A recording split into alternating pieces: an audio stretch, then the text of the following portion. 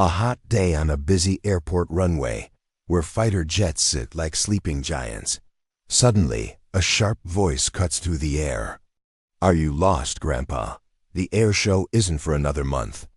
That voice was sharp, filled with the kind of know-it-all attitude that only young people with a bit of power can have. It came from a young man in a flight line technician's uniform, and his name tag said Kyle. He had his arms crossed, looking really impatient. As he stood over the old man didn't say anything back. He stayed super still, his eyes not on the rude technician, but on the big, quiet shape of the F-16 fighting Falcon right in front of them. The jet was sitting dead on the tarmac, like a fast hunter that couldn't move. Its canopy was open, like a broken mouth, and a bunch of checkup cables were coming out of an open panel, showing there was a problem nobody could fix. The old man's name was Arthur Vance. His back was a little bent from more than 80 years of life, and his hands, just resting at his sides, were full of wrinkles and old scars like a map. He wore simple khaki pants and a worn-out plain windbreaker, the kind of clothes that made him look like a tourist who had walked way past the spots where visitors are allowed. Another technician, a bit older, joined Kyle, wiping sweat from his forehead with the back of a dirty glove. "Anything?" "Just this guy." Kyle laughed in a mean way, pointing his chin at Arthur. "I think he thinks it's a museum piece." "Sir," he said, his voice loud and slow like he was talking to a little kid. "You can't be here. This is a restricted area. I need you to go back to the gate." Arthur's eyes, pale blue and a bit cloudy from being old, finally moved. They didn't look at Kyle, but instead followed the body of the fighter jet, seeing lines that only he seemed to notice. He took a slow, careful step closer to the plane's landing gear. Kyle's anger, already building from hours of trying to fix the stuck jet without luck, got way worse. "I said, step away from the aircraft now." He moved to stop him, putting a hand on Arthur's shoulder to push him away. "This is a $16 million piece of military hardware, not a park bench. What do you think you're doing?" Arthur's gaze finally met Kyle's. There was no fear in his eyes, no anger, not even annoyance. There was only a quiet, deep focus, like Kyle was just a small bother, a buzzing bug in a room with a much cooler puzzle. The pressure on the flight line was huge. The stuck F-16, with the call sign Viper 07, was the main plane for an important readiness exercise set to start in less than an hour. A group of important visitors from other countries was already waiting in the command tower and the bases. Wing Commander was getting madder over the radio, his words getting shorter and colder. Every technician on the flight line felt the stress, but Kyle, as the leader, was getting the worst of it. He and his team had been hunting for the problem in the machine for 3 hours. They had changed out the whole avionics control unit, checked the power relays, and run tests until the computer screens looked blurry. Nothing worked. The F-16 was like a brick. This old man showing up felt like the last mean joke, a sign that the world wouldn't help with his plans. "I need to see some identification, sir," Kyle demanded, his voice full of fake power from a guy losing control. "Your flight line pass now." Arthur didn't reach for a wallet. Instead, his hand slowly went to the pocket of his windbreaker and pulled out a small, worn leather pouch, the kind a man might use for carrying tobacco or spare parts. It was dark from age and the oil from his hands. Kyle let out a short laugh that showed he couldn't believe it. "What is that, your toolkit? What are you going to do?" "Fix a fly-by-wire system with a pocket knife and some twine." A few of the other techs, pulled in by the argument, laughed nervously. They were young, most in their early 20s, and they followed Kyle's lead. The scene was turning into a small show on the huge, hot, wavy tarmac. A circle was forming around the dead jet, the young uniformed crew, and the quiet, elderly civilian. "Sir, I am not going to ask you again," Kyle said, his face reddening. "Get away from this aircraft, or I will have you escorted off this base by security forces." Arthur ignored the threat. His attention was elsewhere. He unrolled the leather pouch. With a slow, careful motion. Inside, nestled in soft felt, were not the crude tools Kyle had imagined, but a small set of special instruments. They were clearly old, some looking handmade, their steel dark with the marks of age and use. One was a strange-looking spanner wrench with a uniquely angled head. Kyle stared at the tools, his mocking getting stronger. "Are you kidding me? Where did you get that junk?" "A World War II surplus store."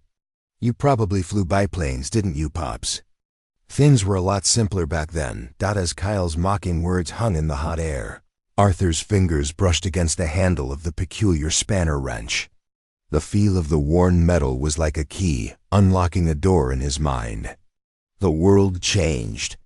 From the bright, sun-bleached tarmac to the dim, sticky humidity of a quick-built hangar in Da Nang decades ago. The air was thick with the smell of burned fuel, sweat, and fear. A battle-damaged F-4 Phantom, its wing full of holes from shrapnel, stood dripping hydraulic fluid onto the concrete floor. A younger Arthur, his face tight with focus and smeared with grease, was squeezed deep inside an open maintenance bay, working by the faint light of a handheld lamp.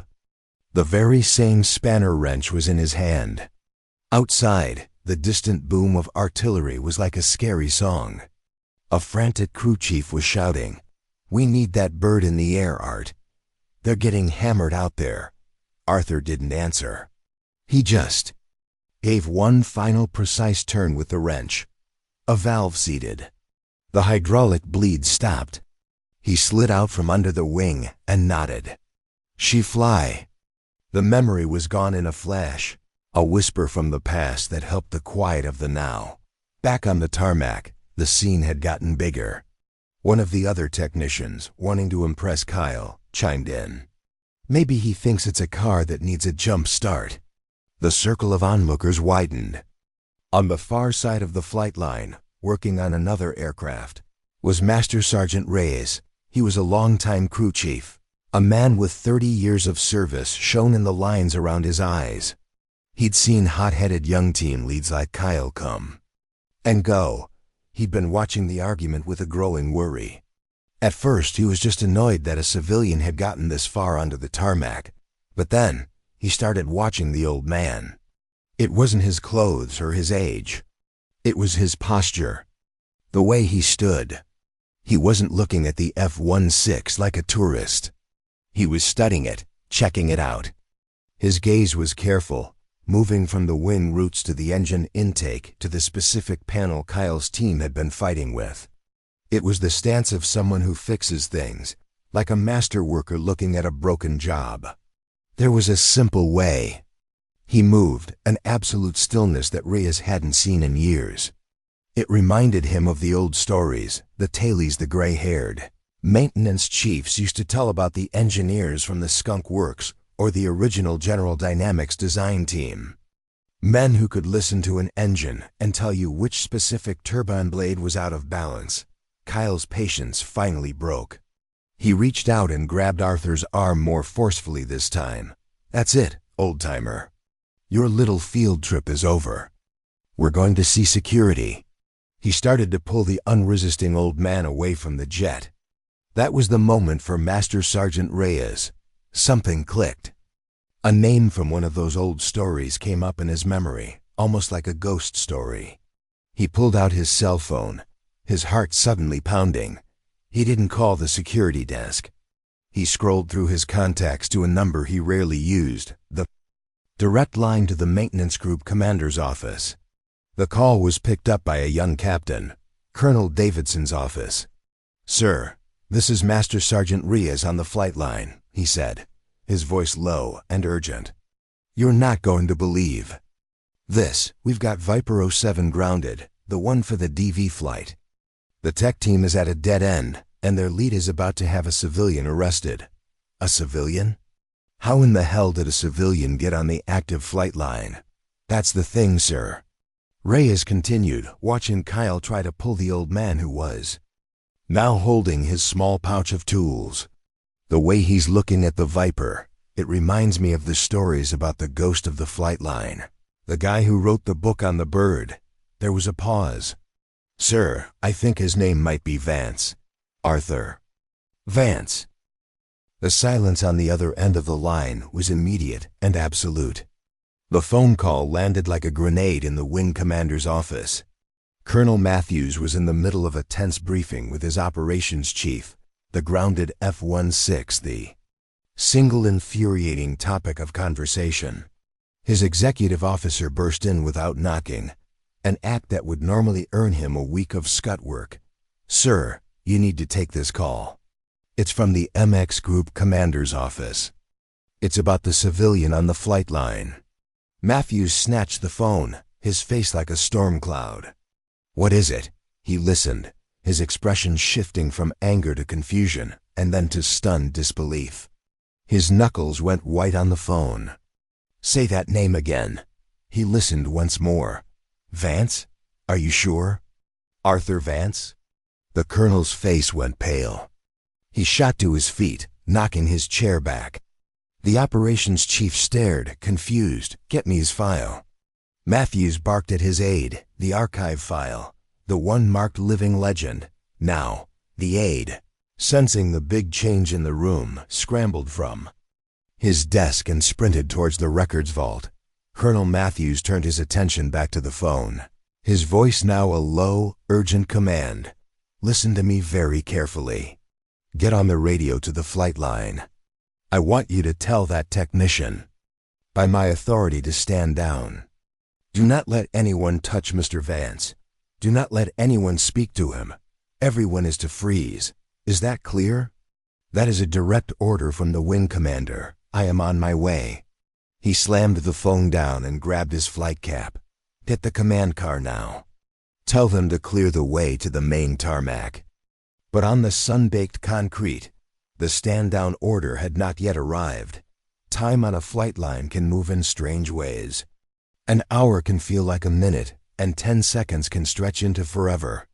For Kyle, feeling bold from Arthur's continued silence, this was his chance to show his power in front of his crew and the growing crowd.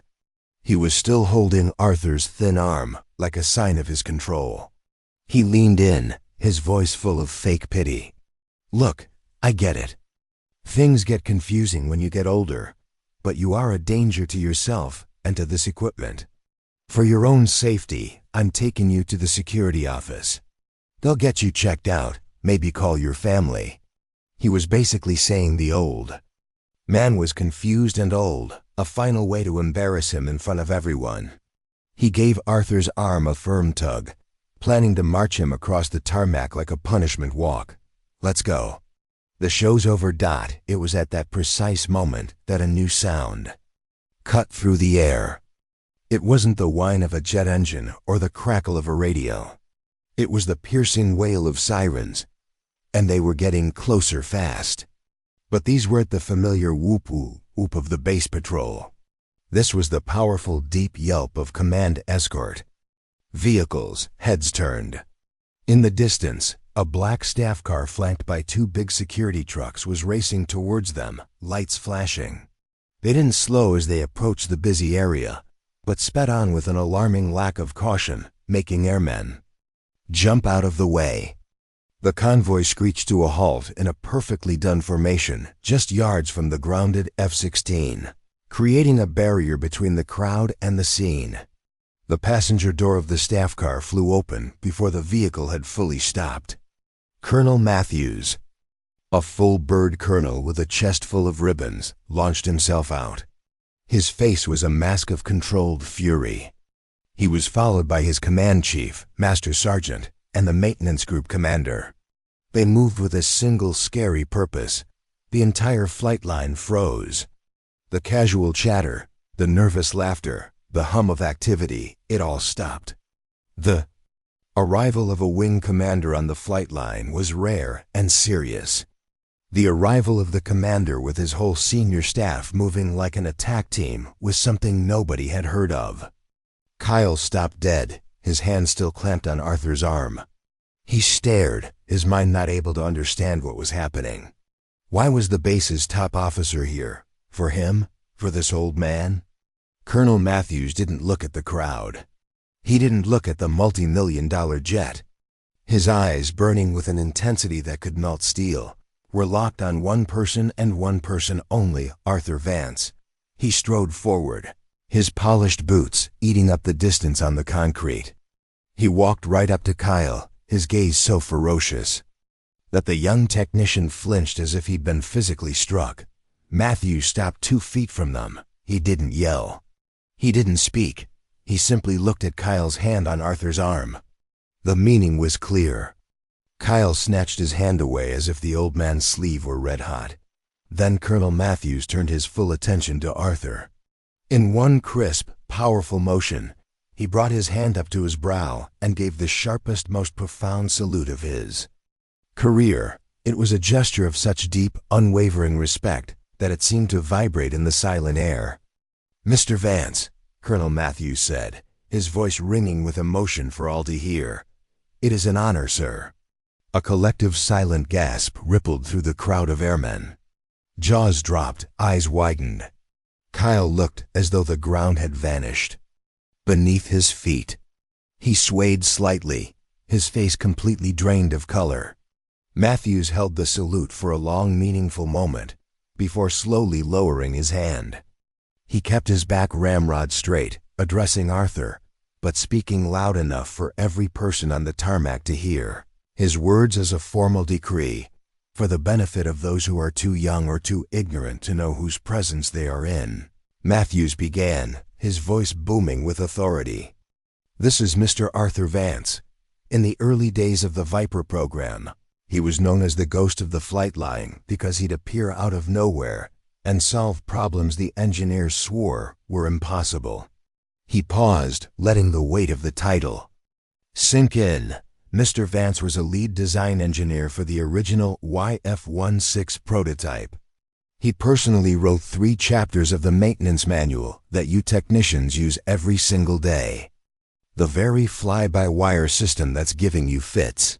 He holds 2 of the core patents on it. Matthews took a step closer, his eyes scanning the faces of the stunned young airmen. During Operation Desert Storm, a software glitch in the avionic suite grounded an entire forward-deployed squadron. The Pentagon was scrambling. While they were still holding meetings, this man got on a transport, flew into a war zone with a small case of tools, and personally got all 24 Vipers back in the air in 36 hours. He didn't ask for a medal. He didn't ask for a commendation. He just did the work and flew home. The silence on the tarmac was now one of pure, unadulterated awe.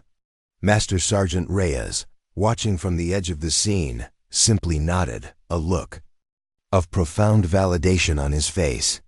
He had recognized greatness even when it was quiet. This man, Colonel Matthews concluded, his voice softening with reverence as he looked back at Arthur, is not just a veteran or a contractor. He is a living part of this aircraft's soul. He has forgotten more about the F-16 than any of us will ever know.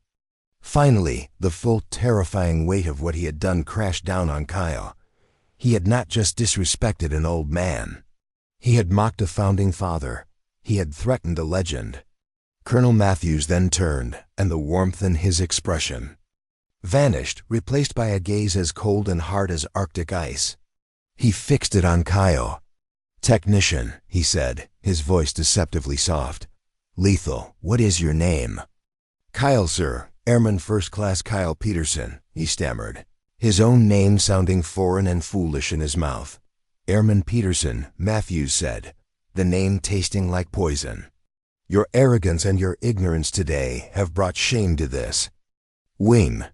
You were faced with a problem you couldn't solve, a failure of your own technical skill. And you chose to channel that failure into cruelty. You chose to humiliate a man whose boots you are not worthy of polishing." He stepped closer, his voice dropping even lower. "You looked at a living legend and saw nothing but a target for your own inadequacy. You are a disgrace to that uniform." The public rebuke was devastating. a professional execution performed in front of the entire flight line. Kyle stood paralyzed by shame, unable to look away from the colonel's wrath. But then, a quiet voice cut through the tension. "Colonel, that's enough." It was Arthur.